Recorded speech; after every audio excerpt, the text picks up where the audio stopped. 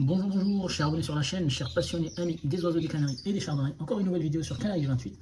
Donc on va juste regarder rapidement les quelques jeunes de la saison 2026, les amis. Donc c'est une vidéo que je tourne le 15 ou le 16 juillet, les amis. Donc je ne sais pas quand est-ce que je vais la poster. Ça sent que je vais enchaîner en fait les vacances. Donc je ne sais pas du tout à quel moment je vais devoir poster cette vidéo-là. Donc je vous rappelle, on est le 15 ou le 16 juillet. Donc du coup là, il s'agit en fait d'une mutation noire, mais en sous-espèce, le parva. Donc c'est le parva. Il y en a qui vont dire c'est l'Africanus, d'autres qui vont dire le parva du nord d'Afrique, d'autres qui vont dire en fait c'est le tchoussi. C'est pas du tout du tchoussi, c'est trop petit par rapport au tchoussi. Donc du coup, j'ai mis le mettre ici pour pouvoir vous le mesurer. Voilà, donc du bec. Moi quand je mesure, c'est du bec. Je mets le bec ici. Et la queue, donc il fait 10 cm. Voilà. Du bec à la queue, il fait 10 cm. Donc ça, c'est la sous-espèce dite le parva. Donc on voit que les parallèles qui étaient jaunes, elles sont devenues noires, donc elle est en fin de mue, elle. Voilà, donc on voit que l'oiseau il est très très foncé, il a une petite taille, il a une tête d'olive, il a un long bec, voilà, le bec d'un parva, fin et long.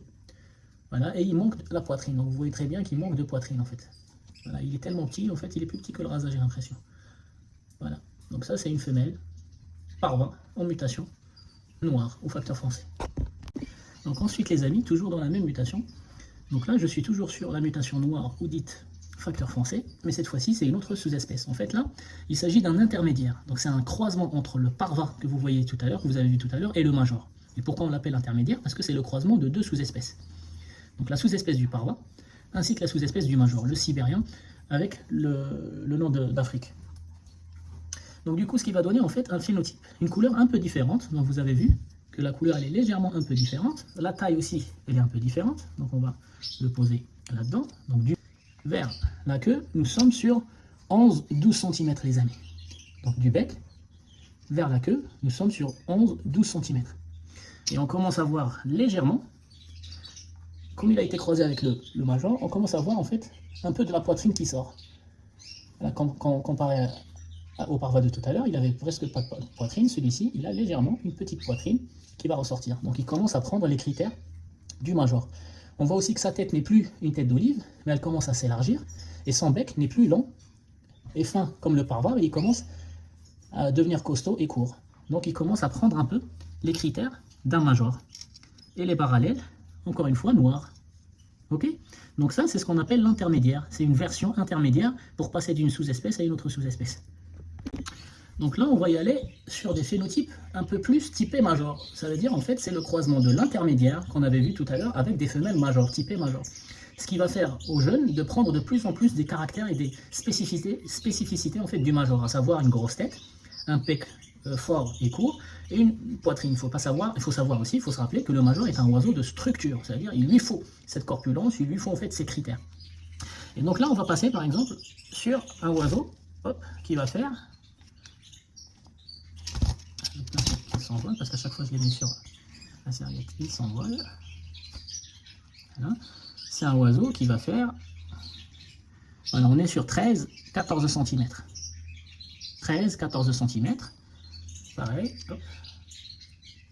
celui-ci il a la queue un peu abîmée. Voilà, 13-14 cm, encore une fois.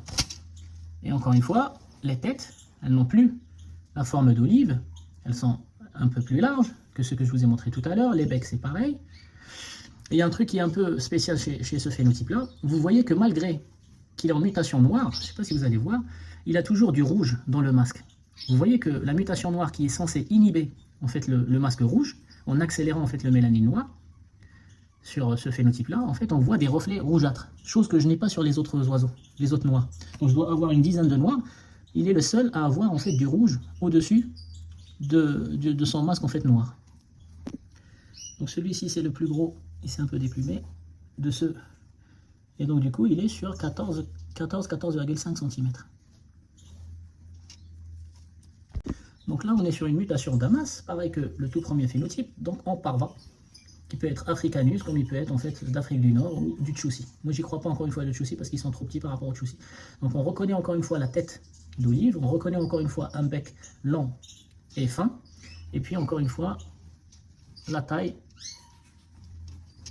Voilà, 10 cm, 10,5, 10 cm. Voilà, donc là, on est sur une mutation Damas. Moi, je n'aime pas en fait les petites tailles comme ça, parce que je les trouve trop fragiles. Mais elles me permettent en fait de récupérer les mutations. Je récupère les mutations pour pouvoir les basculer en fait sur du major. Donc là c'est comme le truc de tout à l'heure. Je vous ai parlé de l'intermédiaire entre le noir et le major. Ça, c'est de l'intermédiaire entre le Damas et le major. Donc vous voyez qu'il a commencé déjà à perdre sa tête d'olive. Il a commencé aussi à perdre son petit bec. Là, il faudra que je lui coupe le bec. Il a le bec trop long. Et il commence à avoir une toute petite poitrine. Voilà, donc c'est lequel? C'est le Damas avec lequel je vais travailler l'année prochaine. Et vous voyez qu'on est passé de 10 cm à 14 cm. Regardez. 14,5 cm. D'accord?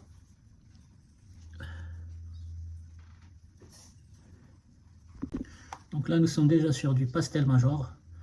Donc il n'y a pas besoin de définir un peu plus. Vous connaissez depuis des années en fait mon travail sur le major.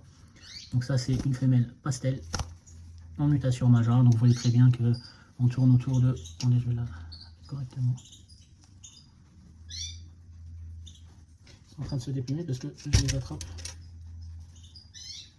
Voilà, donc on est autour de 15,5 cm. Donc ça, c'est une femelle, une petite femelle pastel en mutation combinée, 15,5 cm. Ensuite, ça c'est un mâle FAO classique, donc il n'est pas en mutation combinée. Donc c'est un mélange entre le perlé et la mutation Aurora. Voilà, donc deux parents porteurs de perlé, et ils sont Aurora porteurs de perlé. Donc une expérience que j'avais faite l'année dernière.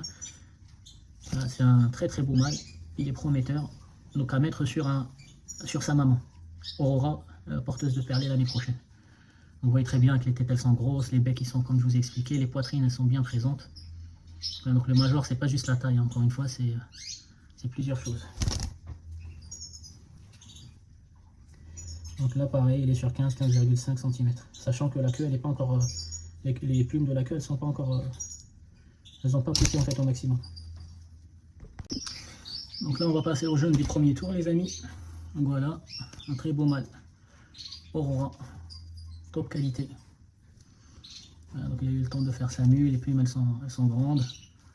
Le masque il est gros aussi, bien mesuré.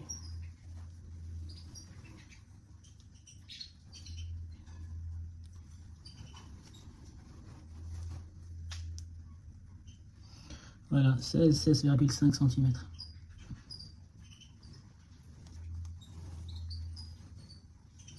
16,5 cm. Un autre Aurora, je pense que c'est une femelle aussi, du premier tour. Elles ont bien poussé.